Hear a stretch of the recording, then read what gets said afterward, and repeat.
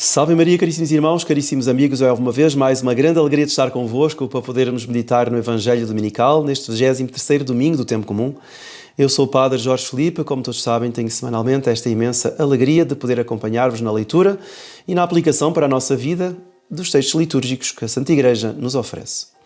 Bom, e neste 23º domingo do Tempo Comum, temos a continuação do capítulo 7º de São Marcos, que já nos acompanhou na semana passada, porque, como se recordam, antes disso, nós tínhamos ficado várias semanas a ser acompanhados por São João Evangelista, no seu Evangelho, claro.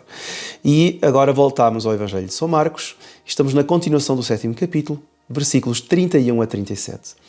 E hoje temos um milagre que Nosso Senhor realiza, de volta à Galileia, a um surdo que mal podia falar, diz o Evangelho de hoje. Então, para percebermos um pouco o que é que aqui se passa, vamos nos contextualizar, lendo pelo menos agora o início deste Evangelho. Diz assim: naquele tempo, Jesus deixou de novo a região de Tiro e, passando por Sidónia, veio para o mar da Galileia, atravessando o território da Decápolo. Trouxeram-lhe então um surdo que mal podia falar e suplicaram-lhe que impusesse as mãos sobre ele. Bom, então isto aqui, digamos, é o prólogo que nos prepara para o milagre que Nosso Senhor realizará já de seguida. Agora, é uma coisa curiosa, é que Nosso Senhor estava na semana passada, como vimos, na Galileia, teve aquela acesa discussão com aqueles fariseus, etc., e depois vai para o ocidente, para o lado do mar Mediterrâneo, para uma região pagã, a região de Tiro e Sidónia, uma região que era da Fenícia, dos antigos fenícios, e lá ficou pouquíssimo tempo, ao que parece, e depois volta para a Galileia, e onde está o milagre de hoje. Digamos, esse inteirinho, que nós não escutámos na semana passada e não escutamos hoje, que é a pequena viagem de Nosso Senhor a estas terras pagãs, tem uma particularidade, é que Nosso Senhor vai lá, e é aí que ele vai curar a filha de uma mulher grega, cirofenícia de origem. Ou seja, há uma mulher que vai ter com Nosso Senhor desesperada a pedir que ele expulsasse o demónio da sua filha. E Nosso Senhor, depois de muita insistência, cura de facto a filha desta mulher. E daí volta para a Galileia e realiza-se então o milagre que hoje vamos escutar na liturgia, neste domingo vamos escutar. Ou seja, Nosso Senhor vê uma multidão que vai ter com ele e que pede para curar aquele surdo. E é curioso que Nosso Senhor afasta-se da multidão com o surdo, não é? E depois olha para o céu, suspira e diz assim, Efatá, ou seja, abre-te. E imediatamente se abriram os ouvidos do homem, soltou-se-lhe a prisão da língua e começou a falar corretamente. Bom, este é o milagre de hoje, um milagre espantoso, um milagre muito conhecido de todos. É curioso que também que o homem, claro, ele não falava precisamente porque não ouvia, porque quando a pessoa é surda não ouve a própria voz, então não tem critério do que está a ser ouvido, não é? O que está a ser pronunciado, e portanto a pessoa no máximo pode dizer alguns murmúrios, mas não consegue falar porque não se consegue ouvir. Agora, este milagre de hoje, juntamente com o milagre que não está no Evangelho de hoje, mas é a cura da filha dessa cirofenícia, levam-nos e com também os textos de hoje, leva-nos ao seguinte, como Nosso Senhor curava toda a gente que vinha ter com ele. Ou seja, é essa cirofenícia, uma mulher pagã, uma mulher que não tem a fé dos judeus, tá bom? Depois é este surdo, que não fala, mas vêm outros e que pedem por ele, tá bom? Nosso Senhor, todos são curados, todos os que vão ter com ele são curados. Nosso Senhor não faz acepção de pessoas. Nosso Senhor não exclui ninguém. Não é? Desde que a pessoa venha pedir ajuda, queira de facto ser ajudada, não é? Nosso Senhor não faz acepção de ninguém. E este aqui eu acho que é o ponto essencial, o busilis da liturgia de hoje. Inclusivamente, diz São Tiago, na segunda leitura de hoje, a fé em Nosso Senhor Jesus Cristo não deve admitir acepção de pessoas. E Nosso Senhor, toda a vida dele foi isso. Nosso Senhor andava a percorrer todas aquelas regiões da Palestina a curar todos os que vinham ter com ele. Todos os que quisessem. Alguns não quiseram. Alguns o perseguiram, inclusivamente. Alguns falaram mal dele e depois até o acabaram por o matar. Mas Nosso Senhor veio para estar para todos. Ricos, pobres, desmazelados, bem compostos, enfim. Toda a gente, pessoas pagãs, pessoas judias, toda a gente que ia ter com o Nosso Senhor era recebida. Não havia acepção de pessoas. Bom, e de facto este é um grande problema e eu queria hoje fazer a aplicação, mas talvez num sentido inverso do que as pessoas talvez estejam a pensar. É verdade. É que São Tiago vai dizer o seguinte aqui, né, na sua epístola, que é, digamos, dá bem uma introdução para o nosso tema. São Tiago vai dizer: pode acontecer que na vossa assembleia entre um homem bem vestido e com anéis de ouro e entre também um pobre e mal vestido. E talvez olheis para o homem bem vestido e digais: tu, senta-te aqui em bom lugar. E ao pobre: tu, fica aí de pé. No fundo, pô-lo assim num canto. E então, São Tiago vai chamar a atenção do seguinte: não estareis a estabelecer distinções entre vós e a tornar-vos juízes com maus critérios. E é verdade. Então, esta distinção é de facto, este excluimento deste pobre é uma coisa muito má. Mas o grande problema aqui, claro, Tiago dá um exemplo que é um exemplo talvez mais comum. E o que ele está aqui a chamar a atenção é a exclusão, ou seja, o que São Tiago está aqui a recriminar são os critérios injustos, não é? Que se baseiam no quê? Que se baseiam na aparência. Mas poderia acontecer o contrário. É mais raro, mas também poderia acontecer o contrário. Que era a pessoa ser pobre, entrar desmazelada ali dentro, mas ali ser um lugar onde as pessoas habitualmente estivessem vestidas assim e fossem até bem recebidas. Fosse um lugar de pobres, ou fosse um lugar de desmazelados, não tão pobres, mas simplesmente desmazelados, maltrapilhos, e de repente entrasse um homem com um porte digno, com roupa bem apresentada, bem vestido, bem aprumado, e de repente essa pessoa também podia ser escolhida dali. É verdade. Porquê? Porque não se adequa àquele ambiente. E aí também haveria um julgamento pelas aparências. Aqui que está o erro. E é isto que São Tiago está a recriminar nesta carta. Porque, infelizmente, muitos hoje em dia julgam pelas aparências e não julgam pelo comportamento moral. Ou seja, há muita gente que olha para as aparências. Se a pessoa tiver uma boa aparência, hoje em dia, porque nós estamos numa época de tal miserabilismo, não é? Um tal miserabilismo, um tal amor ao sujo, ao feio, ao critério desleixado. E nós vemos isso em muitas coisas, até na arte. Não é?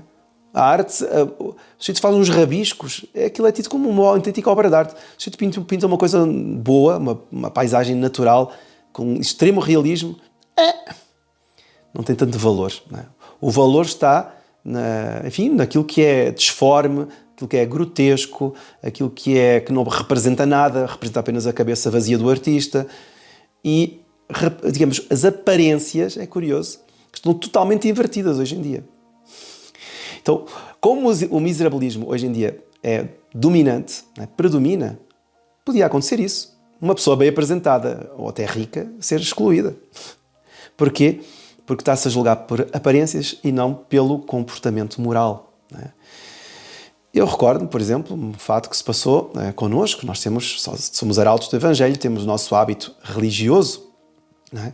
Um hábito que é bonito. Não é? Porquê? Porque tem, digamos, dá um certo porte à pessoa, um hábito que, na sua pobreza, porque é todo castanho, mas tem depois uma riqueza que é aquela cruz de Santiago, estilizada, vermelha e branca, com um friso dourado, que dá digamos, uma riqueza muito grande, vistosamente dá uma riqueza muito grande ao hábito, mas ele é de lã, é um hábito pobre, digamos, não tem assim, não é feito de marca, porque é feito inclusivamente por nós, são irmãos, ou no caso são irmãs que fazem, e irmãos também, que fazem os nossos trajes, a nossa roupa religiosa, e de maneira que nós temos uma roupa que é bonita, é apresentável, porque inclusivamente temos um terço bem arranjado à cintura, temos um medalhão, os arautos, um medalhão bonito também, feito também por nós, não é? Comprado numa loja de antiguidades ou numa ourivesaria. Ora, a beleza é uma riqueza, de facto, mas não significa que tenha um custo muito elevado. E o que acontece é que, como a pessoa julga pela aparência, uma vez aconteceu o seguinte: há uns anos atrás, estávamos a passar por um determinado sítio e uma pessoa olha para nós, olha assim para o hábito e diz: olha, desculpe lá, mas vocês assim vestidos estão completamente contrários ao mundo de hoje. Sim, sim, nós somos religiosos e o mundo realmente está cada vez mais afastado da religião e de Deus, etc. Não, vocês não perceberam. Vocês, o critério hoje em dia é pobreza. Vocês com essa roupa vocês vão ser, dentro de pouco, vão ser quase mandados embora, vão ser excluídos.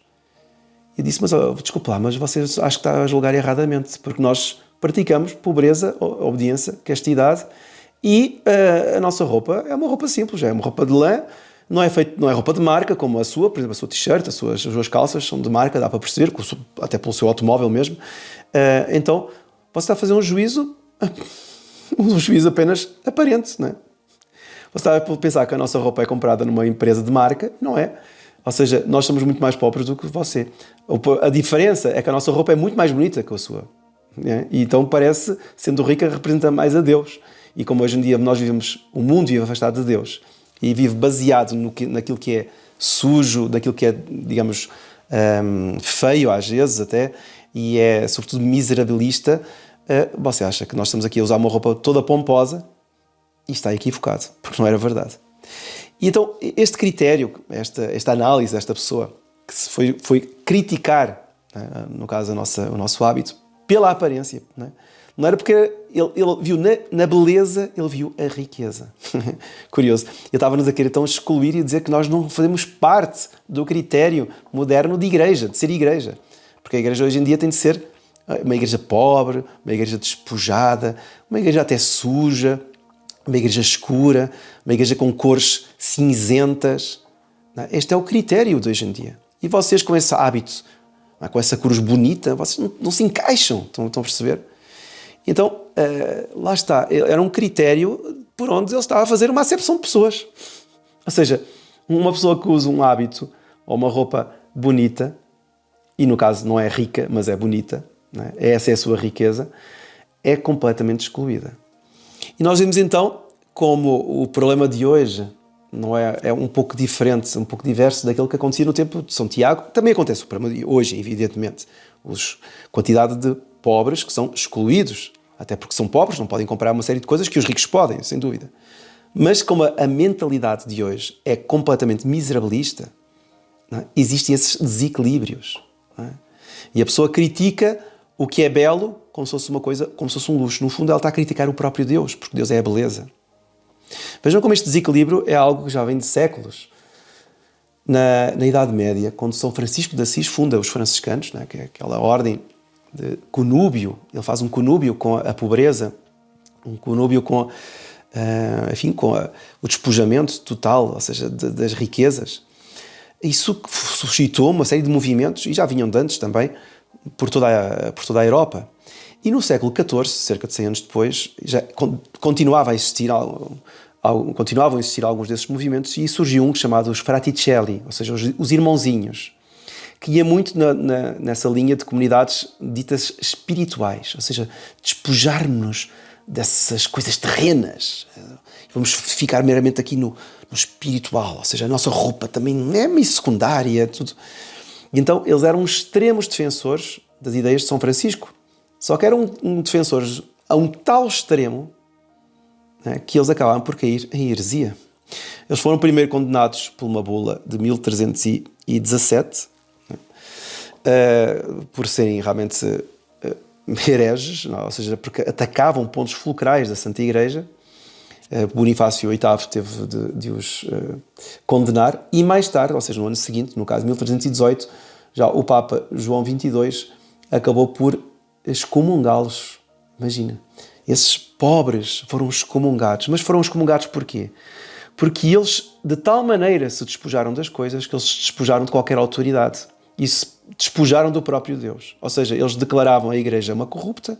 É verdade que devia haver muita corrupção naquele tempo, e havia, porque estamos no tempo também que a Igreja foi para a França, ou seja, ficou submetida ao rei de França. Enfim, houve uma série de problemas conjunturais, sociais, religiosos, eclesiásticos, naquele tempo. Mas eles autoproclamavam-se os espirituais, né, em contraposição aos outros. Este é que é o grande problema.